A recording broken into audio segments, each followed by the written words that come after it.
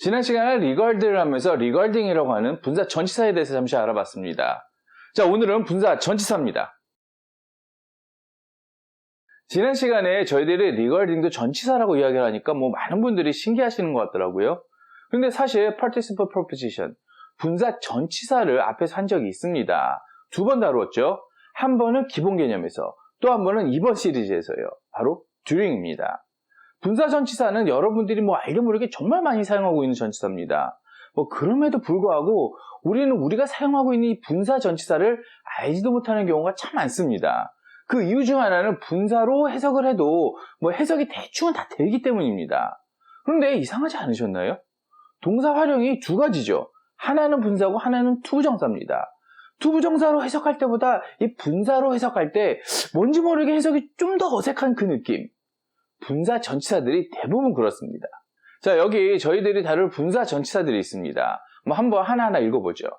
admitting, assuming, barring, concerning, considering, counting, during, expecting, excluding, following, given, including, notwithstanding, owing to, past, pending, regarding, respecting, saving, touching까지.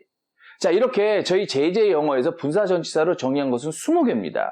이 20개를 원어민의 느낌으로 한번 정리를 해볼 겁니다. 알파벳 순으로 해도 좋습니다만 때로는 랜덤하게 정리해보는 것도 좋을 것 같아서 오늘은 during부터 한번 해보겠습니다. during이 분사 전치사였다니 한편으로는 신기하시기도 하시죠. 저희들과 함께 이 채널에서 공부하시는 분들은 층이 쌓인다는 것이 무엇인지 이제 조금 느껴지지 않을까 생각을 해봅니다. 저희가 during을 맨 처음 했던 게 약 3년 전 바로 이 영상에서였습니다.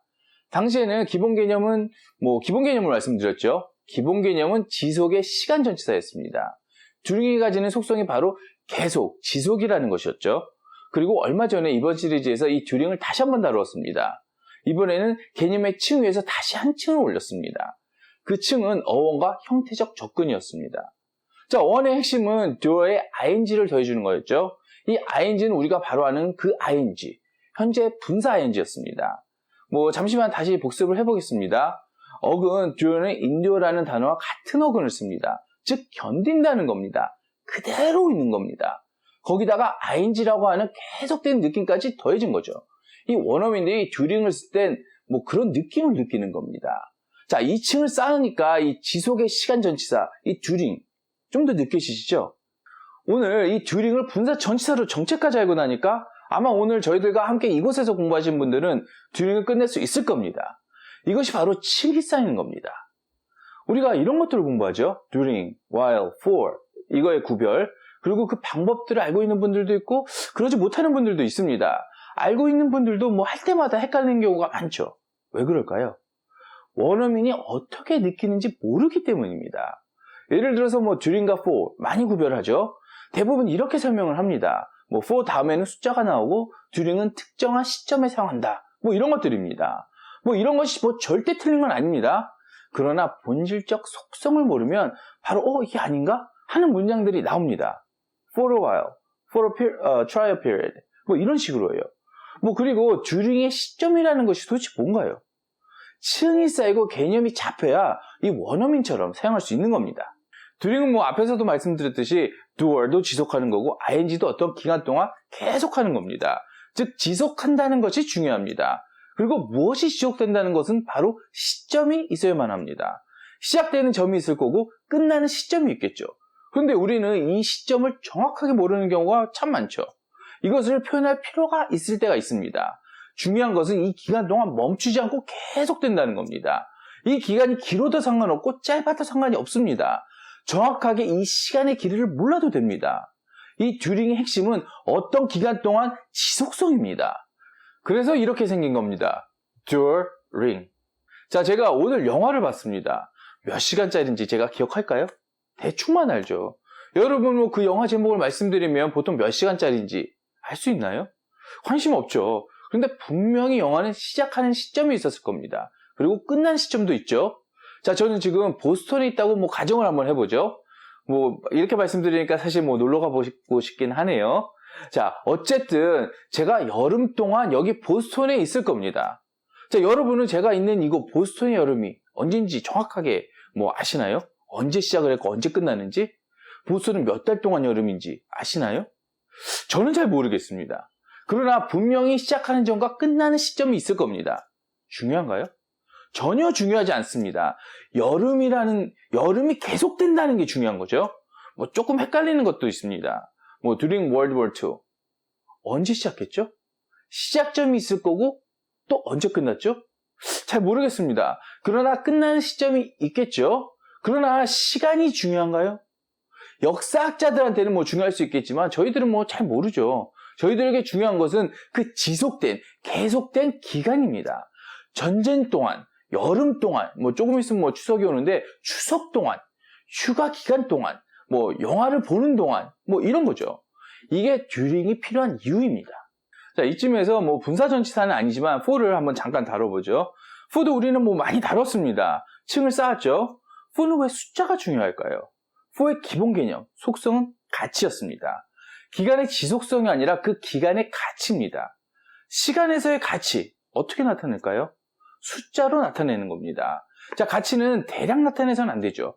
정확해야 됩니다. 그래서 for는 시간만 이런 게 아니라 뭐 돈에도 for $20, 뭐 길이에도 for 2km 이런 식으로 숫자로 나타나는 경우가 뭐 대부분입니다. 기본 개념만 익혀놓으면 원어민처럼 during을 쓸 때 for를 쓰면 뭐 어색한 거죠. for를 써야 할 때 during을 써도 어색합니다. 자, 이런 느낌이 느껴질 때 진짜 영어할 맛 납니다.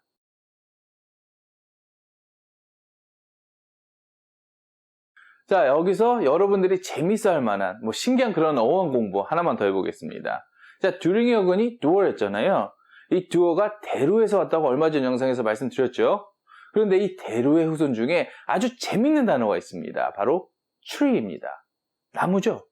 비바람이 쳐도 견디고 늘 그곳에 있는 그런 나무가 이 견딤의 상징인 것은 이 동서고금을 막론하고 똑같은 것 같습니다. during, endure, 그리고 tree가 사실은 같은 족보를 가지고 있었네요. 자, 우리도 영어 공부를 하면서 이 나무처럼 묵묵히 이 시간을, 이 기간을 견디는 인내가 필요하다는 뜻에서 이 어원 한번 알아봤습니다. 자, 오늘 during 전치사에 뭐 너무 많은 시간을 보냈는데요. 이 during은 3번의 층, 뭐 오늘까지 이 3번의 층으로 끝내려고 뭐 좀 길게 했습니다. 자, 여기서 오늘 하나만 더 해보겠습니다. 이 20개 분사 전치사 중에서 뭐 아주 낯설어 보이는 단어가 하나 있습니다. 뭐 여러분들도 좀 찾으셨나요? 바로 barring입니다. 이 전치사는 15세기에 등장을 합니다. 원래 barring은 말 그대로 bar, 봉이죠. 이 봉을 가지고 뭘 하는 겁니다. 주로 했던 것이 이 문에 bar를 걸면 어떻게 되나요? 문을 잠그는 겁니다. 우리도 뭐 옛날 사극 보면 이런 문들이 많이 나오죠. 자, 이것이 barring입니다. 이렇게 하면 어떻게 되나요? 저 밖에 있는 사람들이 들어올 수 있나요? 없죠. 이 bar를 걸면 밖에 있는 것은 제외되는 겁니다. 이게 실제 어원입니다. barring은 제외된다는 뜻입니다. barring이 뭐 그렇게 어려운 뜻도 아니고 그렇게 많이 쓰이는 전치사는 아닙니다만 문장을 통해서 확인해 봐야 되는 것들이 있습니다. 의미가 그냥 제외하는 것이 아닐 수도 있기 때문에 문장을 통해서 익혀두시길 바랍니다. 대표적 문장 뭐 몇 개만 한번 해보죠. Nobody barring the priest knows the secret. 뭐 이건 쉽죠. 신부님을 제외하고는 뭐 그 누구도 비밀을 모르는 겁니다. 그런데 이게 조금 확장되는 의미가 있습니다. Barring injury, he should win the tournament. 자, 이것은 조금 까다로운 게 있습니다. 부상을 제외하고 그는 토너먼트를 당연히 이겼을 것이다. 이렇게 해석을 하면 좀 어색합니다. 조동사는 뭐 저희들이 가정법을 할 때 잠깐 언급했습니다만 기본적으로 가정적 상황이 되는 겁니다. 자, 이건 나중에 가정법과 조동사라는 타이틀로 다시 한번 영상을 만들 예정입니다만 뭐 조동사가 나오면 대부분 이 barring은 제외하는 건 맞는데 unless처럼 써주는 게 정확한 느낌입니다.